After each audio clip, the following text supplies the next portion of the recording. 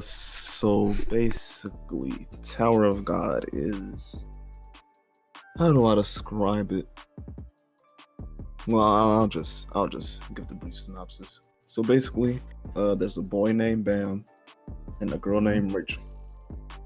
Girl named Rachel wants to take the tower challenge to see the stars, because I guess they're poor and they've never seen the sky before and they live underground. That boy Bam is a simp. Boy, simp hard. He's like, I need her. And right out the gate, Bam is like, "Why you want to leave me?" Like, oh yeah, he was like crying. I was invested though. I was like, yo, like, just from the start, it was acting like he was like started crying. He was like, yo, she's like, you know, just wish me back or something, you know. And then she started seeing her disappear. She was like talking about the tower. I was like, whoa, what's going on? It was moving hella quick. I was like, I liked it. It was like you were saying, he was crying. You see the gates open. It was kind of confusing because they were laying down, but I guess just like visually it was supposed to look like that or whatever. We see her like she disappeared and made it look like she went through the gates. He's like crying right there by himself, like, fuck, come back. And then the gates open and he gets, I guess he opened them or something like that, because he woke up, didn't know what that was going on, talked to some dude, I don't know if he's like a name, but he's like the caretaker of the world or tower, and it just kind of explains, you know, what's going on. If you want to see what's your face, pretty much all your answers are going to be at the top of the tower. Did we explain what like the tower was? You know, like, because in the beginning they kind of talked about whatever you wish for, like to have riches, fame, basically you could become a god. Basically grant your wishes if you reach the it's top. Almost from what I've like gathered, it's almost kind of like fate, like the whole cup it's like thing. the Holy Grail War. Yeah, it's something like that, but I don't want to say it too much because like honestly we don't know that much from the first episode.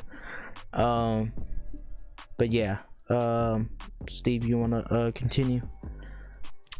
Yeah, so old buddy cries it up and then he gets teleported in the tower too. He meets the caretaker guy and he pretty much breaks it down for Bam, like Chaos was saying, like the if you want to take the trial to see a girl again, you can, but it's gonna be a whole bunch of bullshit you gotta go through. You can turn around now. And it was like, no, I want to see her. And he was like, all right, well, you see that big old fish over there? That thing right there? Yeah. You see that ball over there he guarded? He was like, yeah. All right, go get it. Go break that. Go break that shit. What to go fast? And he like no questions asked. He was like, all right, but started walking over there, then fucking get stomped in the fucking This boy face. walked in there bare. He'll walk in that bitch barehanded. Yeah, he was like, sure thing, boss. Oh, he said, oh, it's easy. So gonna finna break. Oh, he's, you know what he should, you know what he said? Said, I bet you I shoot this motherfucker. That boy had some mentality right there. Hey, yo, shout out to his mom. Oh my god. Bet you I shoot this motherfucker. So yeah, you know, he's about to walk in there unarmed, fucking to his death, and then he gets freaking kicked in the face, stomped by some chick that just comes out of nowhere. He did a little backflip on his face and shit. Like, that's rude. I wish the animation was a bit better on that part. You feel the impact of that shit. But and then in comes this chick, be like, pretty much telling Bam like, yo, what the fuck you doing? About to go in there, just like that. She also has I guess a sidekick, a navigator. I forgot his name. He don't really matter that much. But I do want to say that he didn't even understand them at first. They were speaking like another language. Yeah. And they pretty much gave him like a device, gadget, flying ball thing that helps him understand. And he already showed us later in the episode that this device is used for many things. But they give him that, and they pretty much tell him like, yo, you gotta be careful, blah blah, you can't just walk in there like dumb. And she her name is Princess something, like something with a Y. We're just gonna call her Princess for now because I don't really remember. I don't either. Yeah, but she would just basically even like tell him like you must be like a non-regular, which means I guess he wasn't chosen to be in the tower. He's one of those people that came through by forcing the gates to open or something like that. Is what she said, something along the lines of that. Yeah. And so I guess they're regulars, or they're something. They I couldn't what tell. I got from it was she's the princess of this nation, right? And he didn't even know who she was. Oh yeah, she was kind of like, what the fuck? I couldn't tell because she can't participate or something. It was, what I got from that was like, it's the whole, that tower is like maybe a whole world, and like the regulars like her and the navigator guy live in the tower. Oh, like it's probably a floor where a country is, and like her family is like royalty over there. And even the dude said, the gatekeeper, or I think that's what his name was. Yeah, we've just been calling him gatekeeper. The little rabbit. Even dude was said like, my only job is to make sure y'all don't break the rules and serve the royal family and all that. Yeah. So it's probably royalty that lives in the town. Which is and basically dude Bam lives in a world outside the town, or like an area outside the town. Yeah. And they even show us what his world kind of looks like. It's always dark and shit from later on. And like from what we're seeing later on, Steve, I think it's the tower, it's hard to explain. Like if you think like there's many other worlds or whatever, or dimensions, whatever you want to call them, because we do see other people. And I think the tower is just like one area in space and time where you know what I'm trying to talk about, like how in like Thor there's other worlds and shit and stuff like that. So basically the tower is where everyone's gathered to do this testing or something like that. But anyways, where were we? Oh yeah, she gives him a who's about to go in there with no weapon. She gives him a weapon called like the fucking March chosen weapon, the Black March, I think, the Black March, something like that. Anyways, she gives him this weapon. She's like, listen, you can borrow this shit. She pretty much like, here, go, now get your ass out there. And he's like out there, and it looks like he's just about to die because he's just standing still. And this thing chomps him up, and then they thought he was fucking dead, and he was like, nah, that other navigator guy's like, listen, he did the right thing. It's just all about overcoming your fear, and pretty much, he did the right thing by attacking it from the inside. And you see him come out, boom, boom. He gets to the thing's pretty much, it's not dead, but it's injured. So he tried to go break the black ball orb thing. He doesn't want to break. What ends up happening here? He sees like a flashback or some shit. Though I will say the music in this shit was kind of cool, because I remember in that little flashback part, I was, oh damn, I was invested in this episode. What happened here, Steve?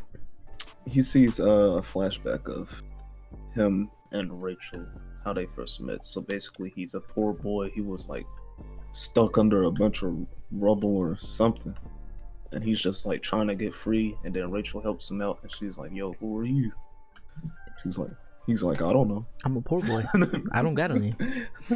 Right here. You know what it reminded me of a little bit? I mean, we don't know nothing about the world right now, but kind of like Gurren Lagann.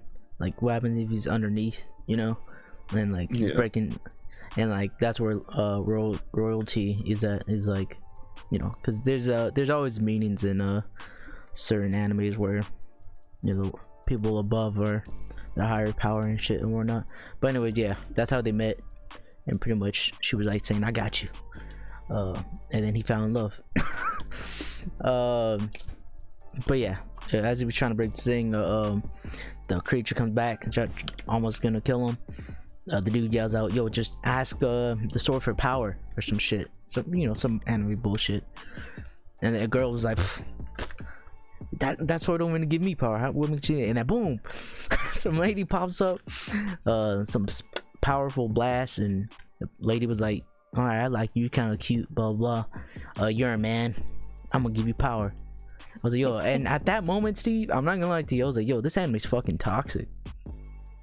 Bro, that wasn't the second time. That was the second time he got off with the cute pass, bro. Right? Because the girl was like, "You're kind of cute, so I'll give you my sword here." You're kind of cute. I'm like, what? Which is funny because like throughout this, like I know it's a short story, but that's why like I'm not gonna criticize it too much. But them saying, well, it's just to move the story along, I'm gonna give you this shit. I was like, all right, whatever. But yeah, that's pretty much what happened. Then she got mad because she was like, "Is it because he's a man?" And then the god lady chick or whatever was like, "Yeah." I was like, wow. And so he broke it and he fucking went to the next level, and pretty much she's that's that. She's gonna go try to get her sword back or some shit, try to meet him somehow. And this, honestly, at this point, I really liked the episode. I was like, oh, cool. And I thought it was about to end because it usually, test 1, episode 1. But now we're going with test 2. And that's when shit was like, oh, okay, I see what this is on. Test 2 is pretty much the fucking Hunger Games, bro. At least that's what it looked like. It's pretty much, he teleports to a field. And then it's like an announcer over like some type of PA system, bro, and he's like, all right, here's the deal, it's about 400 of you here. I needed to be 200. You got 20 minutes. That's fucked up. And then he said 5, 4, 3, 2, 1, and then people just started pulling up, bro. Like, good lord. I like how fast this shit was going, because like, yo, what you getting to the shits, bro? Yeah. What do you think, JoJo, so far about this anime? That's alright. I'm not super invested in it yet. Okay. But we'll see what happens. Alright, continue, Steve. Yeah. The countdown starts. Niggas are getting sniped. Like some guy's about to attack Bam, he gets sniped, and then the sniper's about to snipe Bam, and then he gets sniped by another guy, and then another guy gets choke slammed by the guy that just sniped the sniper. It was crazy. And I was like, all right, hold on. I was like on the edge of my seat. I was like, oh shit. And then there's this guy that had white hair in a briefcase. He's supposed to be important. He killed a big guy. He's smart. He's like, why are you attacking me? Blah blah. He mopped his ass up. My heart was racing throughout this whole time. I was like, damn, everyone's getting mopped up quick. Yeah. And the numbers are going down quick too. Yeah, bro. He said so. He said good to work, and they did. And what happened? Oh yes, it ended with some big guy. He recognized Bam's weapon. I will say, let me hold that. He noticed 2 weapons, and I did notice the lizard dude that he saw, the first guy. His weapon had a signature on it, the logo that had the same signature as well, I don't know if it's the same, but it looked very similar to the sword that he had. So there's obviously something there. He looked at that shit and he popped up behind him. And as this is going on, like Steve was saying, like he was already about to pull up on some other big dude, and that briefcase guy, he came through and he's like, why you pointing that shit at me? Point that shit at the other guy behind you. And it was that big lizard dude that Steve was talking about with the spear. Yeah. And like, that's the end of the episode. It's a boom. Oh man, it looked like it was about to get into some like fate battles right now. Yeah. I feel like that guy is gonna be like the Killua of the show. The guy that he kind of looks like Killua too. The white-haired guy with blue eyes. Yeah, this briefcase. Yeah, I feel like he's gonna him and Bam are gonna become friends. and he's gonna mop everybody up. He's gonna carry for like the first half of the show, and then Bam's gonna catch up eventually. You said he's gonna give something big to them. He's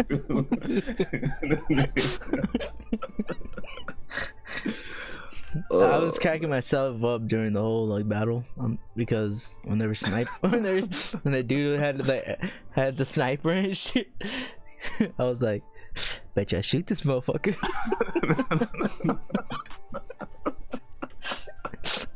And then he started shooting the arrow guy, and it was funny. Yeah, what'd you think, JoJo? What'd you think? At least the battle part. Oh, the battle part? Yeah. I thought it was alright. I mean, I'm not a big fan of Bam's character type, so yes, sir. Yeah, me either. We'll see. He seems kind of like a airhead with like no skills whatsoever. He's definitely the protagonist of that. Just be. I mean, So he got his weapon by saying nothing. Pretty much just like, oh, you're cute here. But like based off of how he looked, my man doesn't even know how to use his sword properly. So like we'll see how. I don't know. That's the one thing that I do.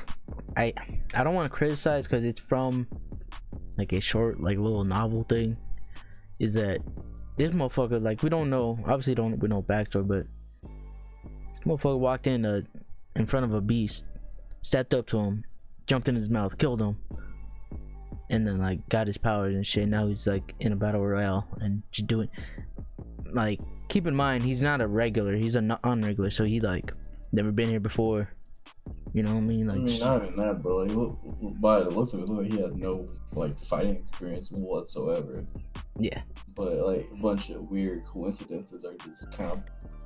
He has that. I was gonna have that same critique. Right now, he has that Tanjiro issue right now, and hopefully that changes. Hopefully we figure something out for it. I would say more of Kirito. Yeah, I guess so. Yeah.